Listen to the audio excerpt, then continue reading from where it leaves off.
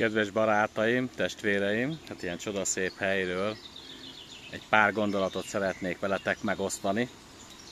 Sokáig gondolkodtam azon egyáltalán, hogy ragadjam-e magamhoz a szót. És ugye ez is megérne egy külön videót, egy hosszabb videót, hogy mondjuk egy gondolkodó ember miért érzi azt, hogy egyáltalán van-e értelme annak, hogy magához ragadja a szót és elmondja a véleményét a következő, közeledő Európai Uniós önkormányzati, kisebbségi önkormányzati választással kapcsolatban. Tehát most ez lesz a téma. Egy pár gondolat az utolsó napokban az európai kisebbségi önkormányzati és nagy önkormányzati polgármesteri választással kapcsolatban. Engedjetek meg egy pár gondolatot. Hát igen, magamhoz ragadtam a szót, szeretnék egy pár gondolatot megosztani veletek. Mert hát ugye az embernek, egy gondolkodó embernek azért nem mindegy. Nem mindegy, hogy milyen országban él. Nem mindegy, hogy milyen társadalomban él. Nem mindegy, hogy mi lesz az ő népével, nemzetével. És van aggódása a jövővel kapcsolatban. Tehát, hogy a gyerekeink, az unokáinknak milyen jövőkép tárul. Milyen jövőkép, milyen lehetőségeket fog kapni. Tehát ez nem mindegy, gondolkodó embernek ilyenkor kötelessége magához ragadni a szót. Én is szeretném elmondani egy pár gondolat erejéig, hogy mit is gondolok a következő választással kapcsolatban. Először beszéljünk röviden, nem szeretném ugye órákig húzni, de röviden az Európai Uniós választásról, tehát nagy politikáról, magyarországi nagy politikai helyzetről. Na most, és nem akarok abba belemenni, hogy ez ilyen, ez olyan, meg szapuljuk, meg bántsuk, meg minden. Csak a józan paraszti észre hagyatkozok, meg az, hogy kinyitjátok a szemeteket, és mit láttok. Tehát aki volt már beteg, vagy valamelyik hozzátartozója, vagy barátja megbetegedett, az láthatja, hogy romokba, de kőkemény romokba van a magyar egészségügy. Tehát gyerekkorom óta nem emlékszek erre. Hát mindig csak romlik, de az utolsó 10-15 évben szörnyen leromlott a magyar egészségügy állapota. És ez azért egy rettenetesen fontos dolog, tehát egy sarokköve a magyar társadalomnak, a magyar embereknek, tehát mindenki, aki ott él, a cigánynak is, a magyarnak is, a svábnak is, mindenkinek, aki Magyarországon él. Hát hisz megbetegszünk. Tehát ha nem én, akkor a szüleim, ha nem a szüleim, a testvéreim. És mikor bemegy valaki egy kórházba, vagy elmegy egy rendelőbe, akkor láthatja, hogy élet-halál között van.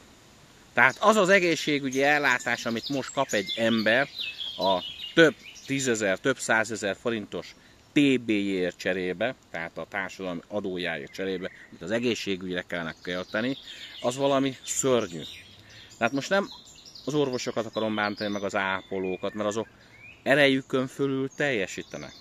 De a kormány, ez a Fidesz kormány, az Orbán Viktor vezette kormány évtizedeken keresztül kiszipolyozta belőle a pénzt.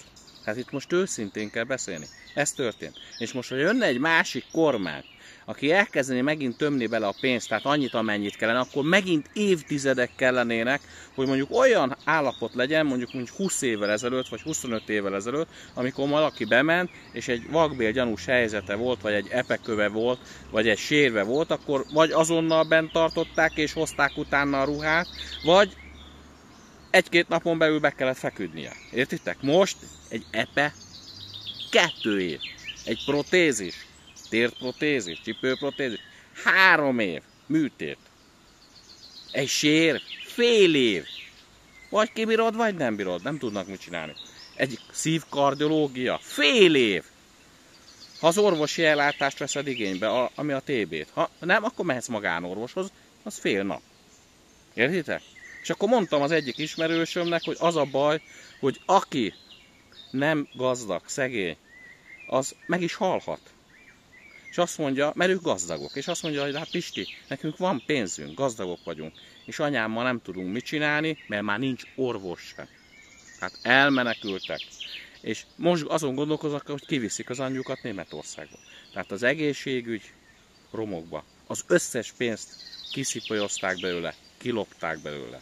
Ez az igazság.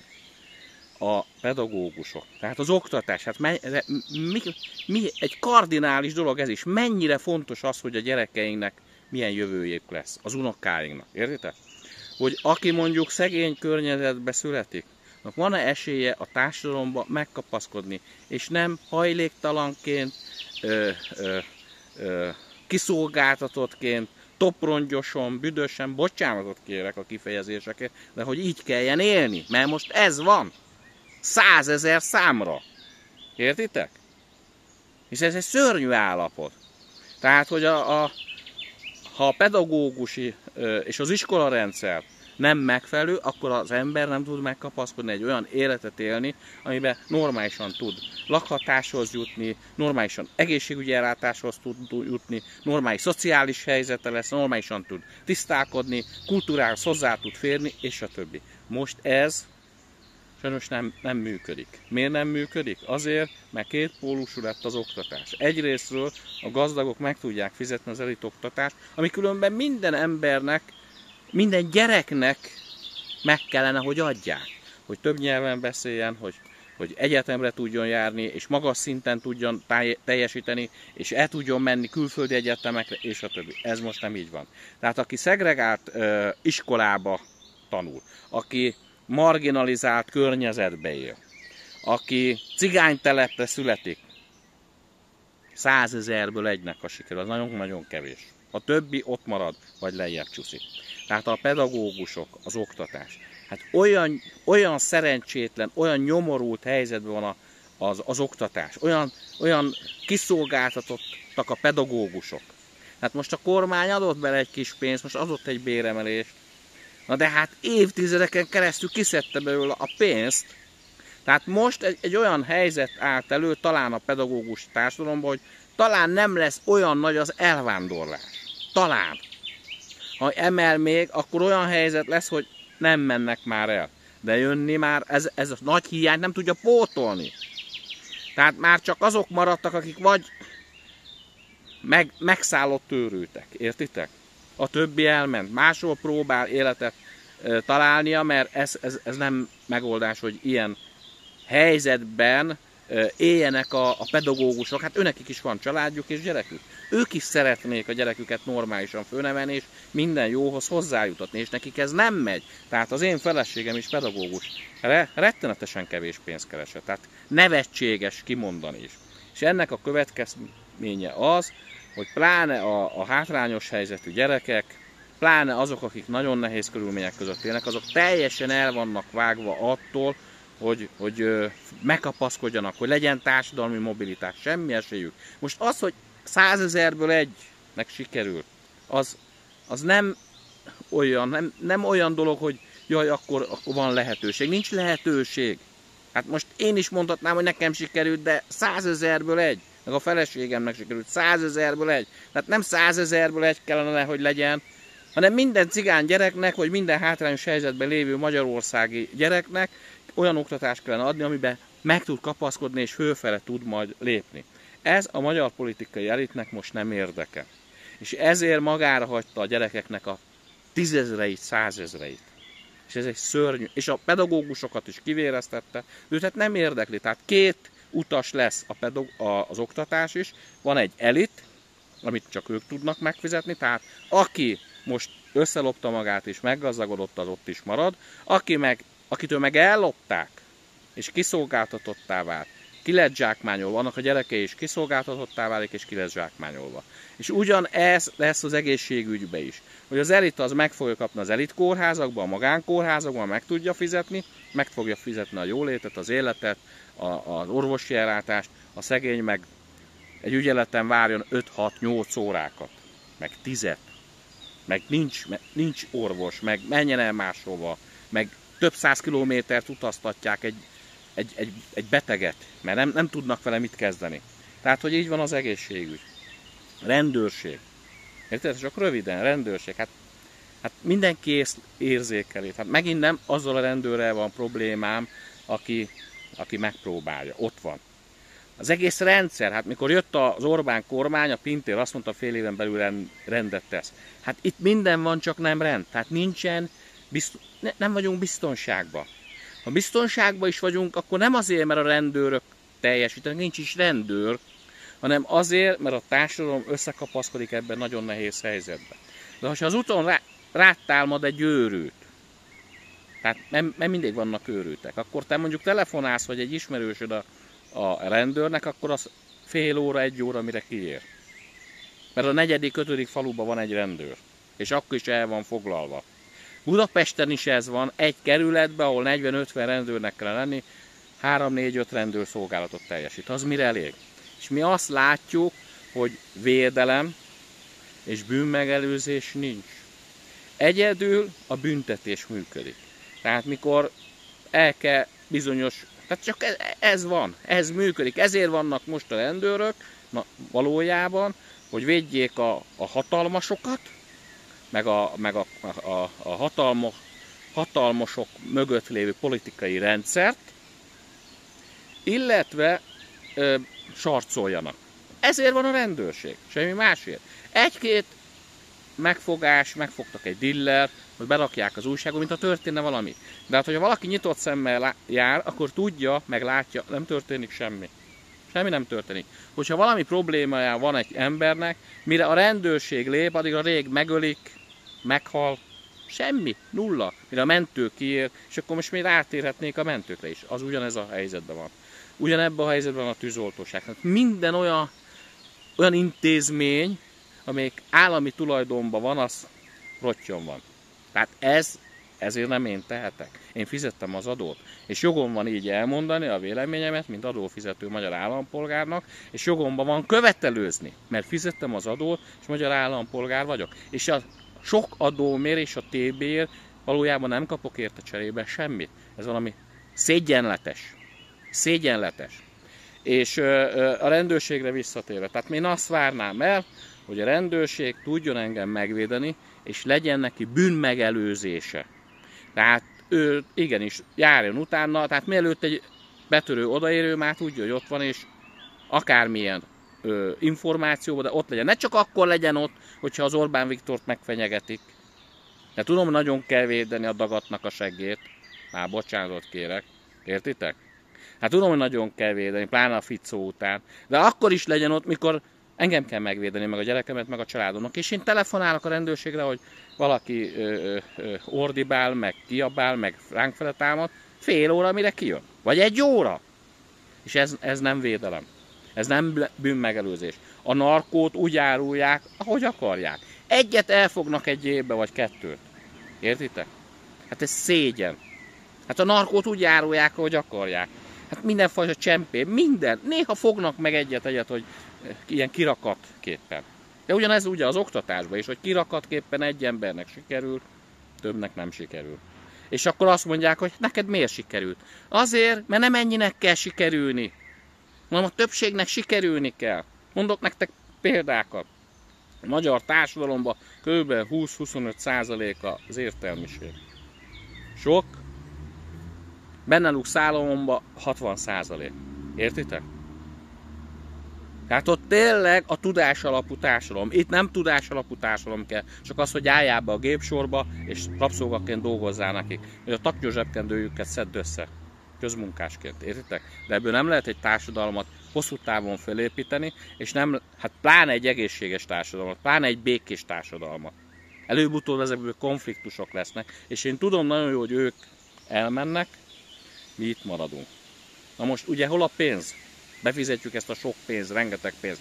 Hát most megint, akinek nyitott szemmel jár, hát látja, hát gyerekek, hát a Lázár 3 milliárdból csinál magának a lopott 3 milliárdból, amit az én zsebemből, meg a tiédből, meg mindenkinek a zsebüből kilopott, abból csinál a tehén fürdetőt. Értitek? 3 milliárdból. Azt szétosztaná a Alberti, és mondjuk, ahogy én lakok, a friss házasok között, akkor minden friss házas kapna egy 50 millió szép házat. De még maradna is, még lehet Pilisre is maradna, vagy Ceglédbercelre. Értitek? Ő a tehernét meg kell, hogy fürdesse, hogy szép legyen a Szicília, amikor fejik. 3 milliárd. Ez az én pénzem. Hát ő az életben nem kapna ennyi pénzt, ha nem lopna. De most ez csak egy kirakat, értitek? De nézzétek meg a 60 pusztát, amikor az Orbán Viktor meg a családja szétlopta. Hát ilyenekért, gyerekek, középkorban mágián halt volna. Meg lógnának a fán. És mi tapsikolunk. Tehát ez a pénz, amit kivettek az oktatásból, az egészségügyből, a rendőrségből, a munkahelyteremtésből, a vidékfejlesztésből, mert vidék is hát szörnyű állapotokban vannak. Hát ki van halva a vidék, hát onnan mindenki menekül, hát nézzétek meg, hát azért vannak csak ott a romácskák, mert már ők nem tudnak menekülni, de mihelyt egy épkézláb ember van, már menekül onnan, hát nincs semmi, se iskola, se oktatás, se rendőrség, se posta, se egészségügy, semmi. Hát persze, nincs kultúra, nincs semmilyen kulturális lehetőség. Hát hogy lehet úgy élni? És 30 éve, 20-25-30 éve csak a közmunka. Valójában. Az emberek tömegeinek. Ezt hogyan lehet földolgozni? Tehát ez nem a Gyurcsány, hát hagyjuk már a Gyurcsány, mert az 20 évvel ezelőtt volt, azért eltelt x idő, azért az x idő alatt, ez a 10 akárhány év alatt, 15 év alatt azért el kellene már oda jutni, vagy 16 év alatt el kéne már oda jutni, hogy azt mondjuk, hogy ennek a kormánynak van felelőssége. A jóba is, meg a rosszba is. Tehát ne másra mutogassunk már. És ugye mindig ez a másra mutogatás. Hát először is. Tehát ugye nem csak az a baj, hogy lopnak, hát kilopják a szemünket, hát nem csak ez a baj, hanem közben ők azt mondják, azt hazudják, hogy ők keresztény konzervatívok. Hát gyerekek, hát hát az embernek a hátán föláll a szőr. Ez egy olyan pofátlan hazugság. Értitek? Hát egy keresztény konzervatív mindjárt oda van írva a 10 parancsolatba, ne lopj. Szétloptak mindent. Hát szétlopnak, hát több 100 évet kellene mindnek ülni, az összesnek. A Rogántól, az Orbánig, az apjáig, a vejéig, a lányaiig, mindenki. Akkor ott van, értitek, hogy nem elég szétlopnak mindent. Akkor közben a családbarát kormány. Hát én nem tudom, mitől családbarát, mert nekem van 3 gyerekem, abból direktbe 2 nevelek, ugye nagylányom már, hála Istennek, saját lábán is megáll, de őnek is kell adni. De 2 meg nevelek, és én mondjuk ha 2 nevelek, akkor meg tudom mondani azt nektek, hogy ez a nagy családbarát kormány havi 30 000 forinttal segít körülbelül. 30! Havi 30 000 forint. Hát ez nevetséges kimondani is. És ebben benne van a mindenfajta adókedvezmény, meg családi pótlék, vagy azt sem tudom, hogy mit kapunk. De hát ebben benne van minden. Havi 30 000 forint. Hát a tisztálkodásra nem elég. Hát nem az a baj, hogy nem ad, mert én nem azért vállaltam a kisbabát a feleségemmel együtt, a gyerekeimet, akiket nagyon-nagyon szeretünk, nem az Orbán Viktor miatt vállaltuk, hanem magunk miatt, meg a családunk miatt, meg hogy ők is kapjanak életet és élvezhessék. Tehát nem miattuk vállaltuk, magunk miatt. De akkor nem mondja, hogy családbarát, mert ez hazugság. Hát havi 30 000 forintból nem lehet egy gyereket nevelni. Értitek? Hanem ez egy szemen szedett hazugság. És van, aki ezt elhiszi. Hát csak elég, hogyha meglátja, mennyi pénzt kap. Hát milyen családbarát kormány? Akkor ott van az, hogy állandóan jönnek a melegekkel. Értitek? Nekem nem tisztem megvédeni, mert az én tudomásom szerint az én családomban nincs meleg. De ha volna, az se probléma. Mindenki úgy csinálja a magánéletét, ahogy akar. Én ezt így gondolom. Értitek? Mi nem vagyunk azok, mi heteroszexuálisak vagyunk, az egész család úgy tudom. Tehát értitek? De akkor is. Miért kell őket annyira üldözni, miközben hemzsegnek a melegektől a Fideszbe? Hemzsegnek. Ugye nem kell Szájer József, a csatornás, aki különben ez a meleg ellenes alkotmánynak a szószólója meg a megírója volt valójában. Tehát egy meleg ellenes alkotmányt csinál. Hát milyen egy aberrált világ ez? Hát volt már ilyen aberrált világ, biztos lesz is, de ez is az. Akkor pedofil. Hát hemzseg a Fidesz, hemzseg a pedofiloktól. Tehát kibukott 1-2, most ez kicsit remegtette őket, a bázisukat. Értitek? Kibukott. Hát falaznak, Hát falaznak, a legfelsőbb szinten falaznak a pedofiloknak. Hát ez az igazság. Hát nézzétek meg, a Balogh Zoltán nem hajlandó lemondani. De nem az a baj, nem hajlandó lemondani a pedofil simogató, hanem az, hogy miért nem hajlandó felelősséget vállalni. A másik. Hát ki az a hülye, aki elhiszi, hogy ő keresztény emberként egy utolsó senki miatt elmegy a köztársasági elnökhöz, és kiküzdi neki, már még nem is került hivatalra, de már kiküzdi neki, meg bemutatja a feleségét, meg kiküzdi neki a köztársasági kegyelmet. Értitek? Figyeljetek, miért? Miért kockáztat egy volt miniszter, csúcsminiszter, akkor már nem volt, és püspök, zsinati elnök? Miért? Mert benne van. Hát most csak gondolkozzunk el, hát mi másért? Vagy zsarolják, vagy benne van. Az egész Fideszbe hemzsegnek a pedofilok. Falaznak a pedofiloknak. A legfelsőbb szinten tele lehetnek pedofilokkal, meg melegekkel. Aztán a harmadik, gyerekek, ez a mérhetetlen lopás. Tehát értitek, hát ez egy szörnyű, ahogy ezt az országot már ennyi időn keresztül. Érted? 90-ben volt talán a legnagyobb. Aztán utána jött az MSZP-SZDSZ. Hát hátborzongató volt, amennyit lopta. Hát és akkor jött egy keresztény, magát kereszténynek hazudó kormány, amit én is benyaltam, és kiderül, hogy ezek még ezt is fölül tudják überelni, még többet lopnak. Hát lopnak mindent, ezt az országot 3-szor úgy, ahogy van, föl lehetne építeni.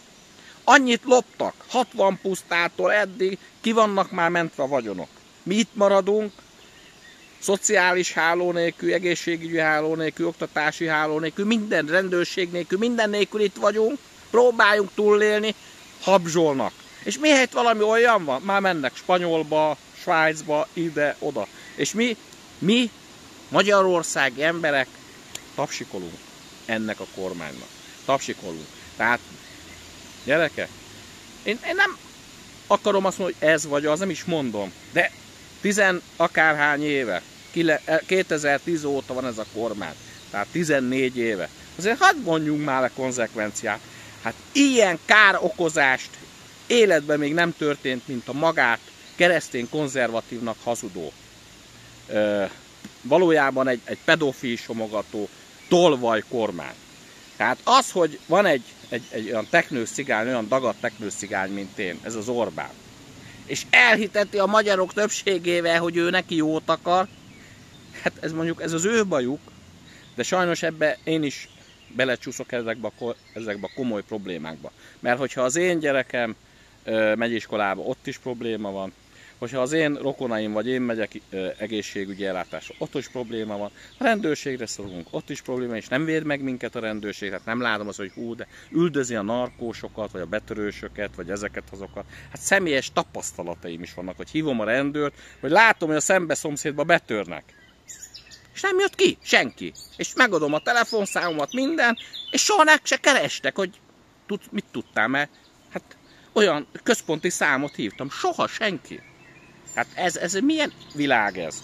Hát, és hogy védik a bűnözőket? Hát ugye most a Magyar Péter kihozott egy olyan hangfelvételt, ahol az ügyészségnek a munkájába a miniszterek belenyúlnak. Az övéket kiveszik, másokat beraknak. És következmény? Semmi. Tehát, hogy akkor milyen, és se a Pintér nem veszi a kalapját, hát minimum a Pintér Sándornak már rég el kellett volna menni. Tehát ugye mindenki tudja, hallotta, hogy itt a igazi mafiózó az a Pintérnél kezdődik. Értitek? De ez megint egy látlelete a magyar társadalomnak. Hogy milyen miniszter van Magyarországon, belügyminiszter, amelyikről azt a hír járja, hogy ő az első számú mafiózó. De nem is történik semmi. És mi tapsikolunk. Tehát most lesz egy választás, európai választás, utána majd jövőre országgyűlési választás, és ezeken tessék elgondolkodni. És rátérnék a kisebbségi önkormányzati választásra. Tehát, hogy ez megint egy nagy dilemma, hogy itt van-e értelme ez egyáltalán, de csak kell, hogy mondjam. Na most 1990 óta látjuk, hogy hová süllyedt az országban a romaság. Értitek? Hogy elvesztett mindenét. A munkahelyét, a társadalmi megítélését, az előítéletek égig emelkedtek. Folyamatosan ránk uszítják a nácikat. Szándékosan gerjesztik ellenünk a politika. Akár a baloldali politika, akár a jobboldalinak. Szüksége van a nácikra, hogy a cigányokat ezzel rendszabályozza és megfélemlítse, és akkor ezért cserébe mi mindig rájuk szavazunk a kizsákmányolókra. Hát nézzétek meg, milyen állapotok vannak. És megint nem lehet azt mondani, hogy így a Gyurcsány, meg olyan Gyurcsány, ezt hagyjuk. Arról beszéljünk, hogy 2010 óta mi van. A cigányságnak mindenfajta intézményi rendszerét kivették a kezéből. Semmink nincs. Semmink. Társadalmi megítélésünk nulla. Oktatáshoz való hozzáférésünk valójában nulla. Hát menjetek el Nógrádba, Szabolcsba, Hevesbe, Borsodba. De még Pest megyébe is egy-két olyan rengeteg település. Hát a feleségem ilyen helyen tanít. Hát menjetek el, nézzétek meg, milyen körülmények között élnek a cigányok. Tatárszentgyörgyön, Örkényen, Monoron, Pilisen. Ezek Pest megyei települések, nem is kell. Hajdúba is el lehet menni, Hajdú megyébe, értitek? Tehát bárhol mész, szörnyű állapotok. Szabolcsba, Borsodba, Nógrádba, pláne Észak-Kelet-Magyarországon. 30 éve kis zsáktelepüléseken, 30 éve nincs munka. A magyar kormány szándékosan nem engedi a vidékbe, nem engednek be, kizsákmányolja ezeket, nem engednek be munkaerőt. Tehát rosszul mondtam, munkaadót nem engednek be, nincs vállalatok, értitek, ott. És ki vagyunk szolgáltatva a közmunkára, a polgármesternek, a miniszternek, a képviselőnek, és valójában azokat kell megszavaznunk, akik minket kifosztanak, tönkretesznek, megaláznak, megfélemlítenek. Ezekre kell szavaznunk. Mert ha nem, akkor jönnek a nácik, és akkor nem lesz közmunka se. Értitek? Tehát de ez meddig tartható fönn? És 1990 óta minden intézményt kivettek a kezünkből. Ugye volt egy Rádió C, elúszott. Volt egy Roma Szakkollégium, magyarok viszik. Volt egy Gandhi, magyarok viszik. Dick TV, magyarok viszik. Amit csak lehetett, mindent kisajátított ez a kormány. Nekünk semmi nincs. Van adtak nekünk, hát ezelőtt is adtak, abból se lett semmi, most is adtak nekünk egy-két ilyen, hogy is mondjam, roma kultúrpápa. Értitek? Hát nesze semmi fog meg jó. Tehát most van egy-két olyan romácska, hát csácsórom, igazi cigányok, gyerekek, de ész meg semmi, tudás meg semmi, iskola meg semmi, és akkor ők eldöntik magukról, hogy ők nagy valamik. Hát 20 évvel ezelőtt is volt ilyen, 25 évvel is, 15, mindig. És mindig volt olyan galád, kollaborás, áruló, nyomorék, kódusz cigány, aki ehhez adta a nevét. Értitek? A Lungodromon keresztül a MSZP-nek ott volt a Teleki, ott volt a Kolompár, volt a Farkaslóri, most ott van a Sztojka. És mindig van olyan nyomorék, aki elhiszi, hogy neki meg fogja érni a cigányság tönkretétele.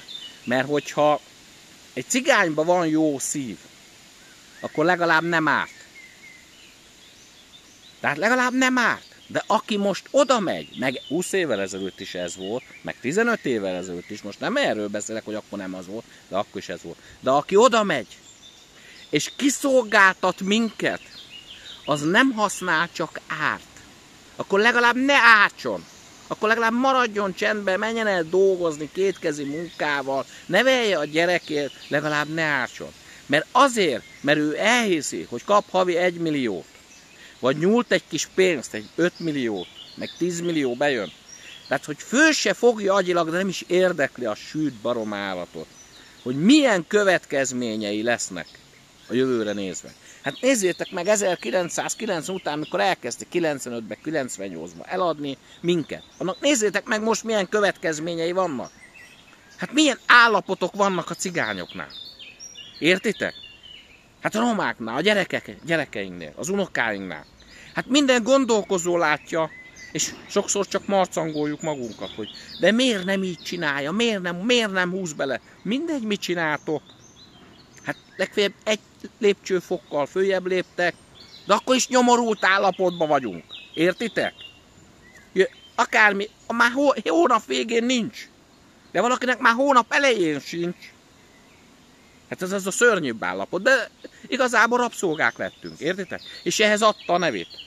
A Joka cigány, adta az MSZP-nél a nevét, adta az SZDSZ-nél a nevét, a kollaborációhoz, a kizsákmányoláshoz, a tönkretételhez, a kultúrától való megfosztástól, a nyelvhez való hozzá nem féréshez, a megfosztástól, a nyelvi megfosztástól. Például Joka adta. És most is adja a nevét, a Fidesz, és mindegy, csak jöjjön a manna, gyerekek. Hát értitek? És akkor most elmegyünk, és szavazunk arra, hogy vagy ilyen legyen, ilyen nyomorék életünk, vagy rosszabb. És ezek fölmutatnak nekünk alternatívákat. Ez. Mindegy, melyikre szavazol, neked jobb nem lesz. Hát eljön a következő 2 év, 3 év, már mondani fogjátok, hogy a rák egye ki a gyomrát, meg a tüdejét. De nem hiába mondjátok, mert én már most mondom, nem jobb lesz, csak rosszabb. És ezt el lehetett volna mondani 10 évvel ezelőtt, meg 15 évvel ezelőtt, meg most is el lehet mondani. Tehát, hogyha nem akarjuk fölfogni, akkor nem fogjuk föl, de föl kéne fogni, hogy a kisebbségi önkormányzati választás az minden, csak nem igazi választásnak. Nincs semmi tétje. Hát ott nem dől el semmi. Ott tudjátok, mi dől el? Hogyha jön egy Európai Unióból egy kis pénzt, akkor azt a magyar hogy lopja el a nevünkbe? A magyar politika elé. Ennyi. Nekünk semmi. Nullát kapunk. Hát értitek? Mi nullát fogunk kapni. És akkor látok, hát az volt a csúcs különben, láttam egy ilyen ciköszös programot. Egy kis település, egy kis városban. És azért nem akarom mondani, mert nem akarok senkit megbántani, de ezek jellemző dolgok. Láttam egy ciköszös programot. Hát ott program, ezeket fogjuk megvalósítani. Gyerekek, hát ott olyan ígéretek vannak, hogy a miniszterelnök is, annak is föl kellene kötni a gatyáját, hogy ezeket teljesítse. Tehát mondjuk egy megyei jogú városban, mondjuk mint Kecskemét, mondjuk egy Miskolc, Nyíregyháza, Debrecen, stb., hogy a polgármester mondjuk mond ilyet, vagy egy miniszterelnök, vagy egy csúcsminiszter, akkor azt mondom, hogy van realitása, hogy ha nagyon akarja, megcsinálja, de annak sincs sok realitása, mert valószínűleg nem lesz hozzá politikai akarat. De ott legalább, ha akarná, megcsinálná. De értitek? De attól lejjebb már senki. Tehát egy kisvárosban már esély nincs rá. Ezek, hát egy kisváros polgármesterének se lenne rá esélye. Ezek kisebbségi önkormányzati választáson olyan programokat hirdettek meg, amelyik mondom, egy miniszterelnöknek is lehet beletörni a bicskája. Tehát figyeljetek, szociális lakásépítés. Hoppá! Tehát biztos annyi pénze van, mint a Bill Gatesnek. Hogy ő XY kis településen épít, mit tudom én, 50 lakóparkot, és azt ki lehetne adni 200 000-ért, egy kis házat ebbe a lakóparkba, mondjuk van 500 ilyen ház benne, de ő csak a 200 000 helyett csak 20 000-ért adja oda, mert szociális lakás. Hát erről szól. Hát ő ilyet vállal. Mert ő olyan jó szívű, hogy belerak 200 lakóparkba, több 100 milliárdot, és ő nem akar kapzsi lenni, hanem ő kiadja a szociális bérlakásnak 10-15-20 000 forintért. Ez most komoly? Akkor munkahelyteremtés, érted? Hát a kisebbségi önkormányzati elnök majd munkát fog teremteni. Értitek? És még sorolhatnám, hogy hogyan fogunk szociális juttatásokat adni. Ami esély nincs rá, mert a kisebbségi törvény szerint nem adhat rá. Hogyan fogjuk majd a lakásokat rendbe rakni? A kisebbségi törvény szerint esély nincs rá. Hogyan fogjuk segíteni a gyerekeket majd az egyetemen, meg a középiskolában, meg az általános iskolában? Kisebbségi törvény szerint esély sincs rá. Csak kultúrára mehet a pénz, semmi másra. És értitek? A cigányok láttam, lájkolják, hurrá, hurrá! Hát már majdnem odaírtam, nem írtam oda, mert értelmetlen, hogy És miért nem ígértetek toronyórát láncostól? Nekem annak idején mamám mindig ezt mondta, amikor nagyot akartam, hogy toronyóra láncostól nem kell, fia. Értitek? És ezeket mi cigányok benyaljuk. Benyaljuk, hogy a kisebbségi önkormányzati választáshoz bármilyen előrelépést hoz az életünkbe. Hát annak a pár kollaboráns szerencsétlen gazembernek, éheskedő senkiknek, lehet, hogy valami kis csöppen. De a cigányság 99%-ának semmi. Minek szavaztok rájuk? Mondjátok már meg, minek? Meg el se higgyétek, hogy ott van valami. Aztán üzenem innen a kultúrpápáknak, a magyarok által kinevezett cigány kultúrpápáknak, hogy legalább akkor, ha szívetek már nincs is, de legalább lenne hozzá eszetek. Nem, azt se látom. Hát igazából csak azt látom, hogy hitvány gazemberek vagytok, tudás nélkül hitvány gazemberek. Mondanám szívesen, hogy tisztelt a kivétel, de ez az igazság, értitek? Hát most félre ne értsetek, hát nekem van 2 diplomám az Eötvös Loránd Tudományegyetemen, de a magyar politikai elithez, ami különben zsidó politikai elit, hát ahhoz képest az én kis 2 diplomám, ami komoly, de 0. Ez az igazság. Hát látom a realitást, ők mit tudnak, én mit tudok. Akkor ti a 8 általános iskolátokkal, vagy egy érettségitekkel kultúrpápák, magyarok által kinevezett kultúrpápák, akiknek a világon semmi tudásotok, ti mit akartok? Lopni? Na, mondjátok meg, hogy lopni akarunk. De ne játszátok már az agyatokat, hogy van mögöttetek valami. Semmi. Na figyeljetek, kiloptak mindent a kezünkből, mindent. Adtak nekünk a belvárosba egy galériát. Ennyi? Ennyi? 14 év alatt ennyi? Ennek tapsokoljunk! Sztojka Attila! Kollaborás! Csoli! Joka, bocs! Joka, Daróci! Joka cigány, ennek tapsikoljunk! Egy galériának! Se tévé, se rádió, cigány tévé, cigány rádió, kutatóközpont, cigány színház, igazi cigány nyelv, laborok, kutatóközpontok, nyelvoktatások, intézményesített formába. Értitek, hogy ne vesszen el a nyelv? Hát ti, csácsóromok! Hogy az nem számít, mert a magyarok ezt nem finanszírozzák? Amit finanszíroznak, azt el kell venni, pláne mikor nekem a zsebembe jön a pénz, hát szégyeljétek magatokat. Kultúrpápák! Mindenfajta tudás nélkül! Gazemberek! Hát mi ez, gyerekek? Hát emögött milyen tudás van? Egy galéria, és gusztustalan színvonaltalanság. Színvonaltalanság, gusztustalan színvonaltalanság. Hát az embernek forog a gyomra. Hát mi ez, gyerekek? Hát erre vagyunk büszkék. 1990 óta, hogy van a belvárosunkban egy 50 négyzetméteres vagy egy 100 négyzetméteres galéria, és semmi más. Ez. És tapsikolunk, ja jó, van egy galériánk. Ennyit tudtatok fölmutatni 14 év alatt? Primitívek. Ha nem kultúrpápák vagytok, primitív barmok. Iskola nélkül, tudás nélkül, olvasottság nélkül, semmi nélkül. Ti vagytok kultúrpápák, köpedelmek vagytok. Értitek? Csak hogy tudjátok, hogy körülbelül mit gondolok rólatok.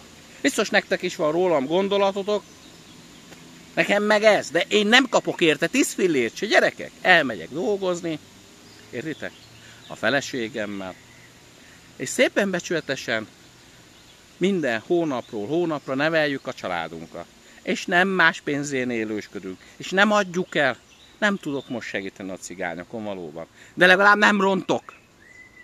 Nem hazudom azt, hogy van valami értelme. Nem csapom be őket. Legalább nem rontok. Nem vagyok kollaboráns. Nem adom el a cigányságot 50 évre előre. Értitek? Kultúrpápák. Kollaborások. Sztojka. Joka. Meg még sorolhatnám, gyerekek. Nincs kivétel. Nem tudom azt mondani, hogy tisztelet a kivétel, mert nincs kivétel. gusztustalan, színvonaltalanság. Különben gyerekek, most figyeljetek, kövezzetek meg, még ezt elmondom, mert kultúrpápákra való visszatérés, hogy hát, hogy nem nekünk romáknak a hiányosságunk ez, de hát rettenetesen mélyről jövünk, és senki nem segít. Tehát az, hogy igazából nem tudunk olyan komoly értékeket teremteni. Na most őszintén, hát beszéljünk erről. Hát, na most ezek a versek, írások. Én nagyon sokat olvastam. Tehát ez nem üti meg a nemzetközi színvonalat, hát közel sincs hozzá. Közel sincs hozzá. Egy Puskinhoz, Dosztojevszkihez, Goethehez, Shakespearehez. Sorolhatnám még. Ezek a cigány írások, romák által írt írások tiszteletbecsülmöte nullák ahhoz képest. Értitek? Hát magyar színvonalhoz képest egy Aranyhoz, egy Móricz Zsigmondhoz, egy József Attilához, Ady Endréhez, Petőfi Sándorhoz, soroljam még. Sehol nincsenek. Ez az igazság. Tehát én tudom azt, hogy nagyon-nagyon nagy hátrány meg minden, de most akkor erre mire tapsikolunk? Na, most őszintén, most ezek a rajzok is. Én nem vagyok ebbe olyan profi, mert tényleg messze van tőlem az, hogy tudja. De látom, hát én is járok múzeumokba, képzőművészeti múzeumba, stb. Sokat voltak. Szeretem a festészetet. Hát ezek, hát most lehet, hogy valakinek ez nagy, én nem tudom, gyerekek. Hát a gyerekem szebbet fest, ő is szeret festeni. Komolyan. Amíg oda ki vannak állítva. Most mondom azt, hogy tisztelet a kivétel, mert tényleg. De különben a gyerekeim szebbeket festenek. Na, és akkor mert kultúrpápák csinálunk valami absztrakt baromságot, meg izével, rongyal, meg mit tudom én mivel, azt se tudom mivel festenek gyerekek, de hát ezek már nagyon nagy festő, és még sorolhatnám ezeket a problémákat, értitek? A zene az igen, mert tényleg a magyar zenész cigányok közül nagyon sokan, tehát a Bihari, Járókasany és fantasztikusak voltak. Azok világszínvonalok. És különben még az olár cigányok, vagy a beásoknál is akár a Kanizsa csillaga, vagy a Kaiag, azt mondom, hogy tényleg azok mérföldkő volt a cigányságnak a kultúrájában. De különben, hát ez mi? Hát ez mi? Kultúrpápák. 50 négyzetméteren galéria. Ennyi? Ehhez adjátok a neveteket? 20 év után 50 négyzetméterre galéria, és nincsen semmi más, mert az, hogy van egy olyan, meg amögött van egy nagy, hatalmas cigányszínház, ahol cigányul megy az előadás, és le van írva esetleg magyarul. Értitek? Mert Moszkvában van. Sokat átkozott Oroszországban. Moszkvában van cigányszínház, hogy cigány kutatóközpont, nyelvstúdiók, Duna TV formájában cigány TV, ugyanolyan, mint a Duna TV, olyan kiterjedésű, világ szinten. Kossuth Rádió színvonalú cigány rádió. Értitek? Ahol 50%-ban van cigány, ott kötelező emelt óraszámba, 3-4 órába hetente, cigány nyelvoktatása, olyan amilyen beás, lovári, kárpáti, mindegy. Hát, értitek? Hát legalább minimum. Minden megyeszékhelyen legalább lenne egy ilyen galéria, vagy nagyobb. Értitek? Akkor azt mondom, kultúrpápák, hogy valamit csináltatok. Hát ez egy köpedelem, amit ti csináltatok. És nem elég, hogy köpedelem, de még primitívek is vagytok. Na drága testvéreim, kedves magyar barátaim, cigány testvéreim, ezt szerettem volna elmondani a közelgő választással kapcsolatban. Most mindenki vonja le a konzekvenciákat, ahogy gondolja. Áldjon meg benneteket a Jóisten. Opre Roma.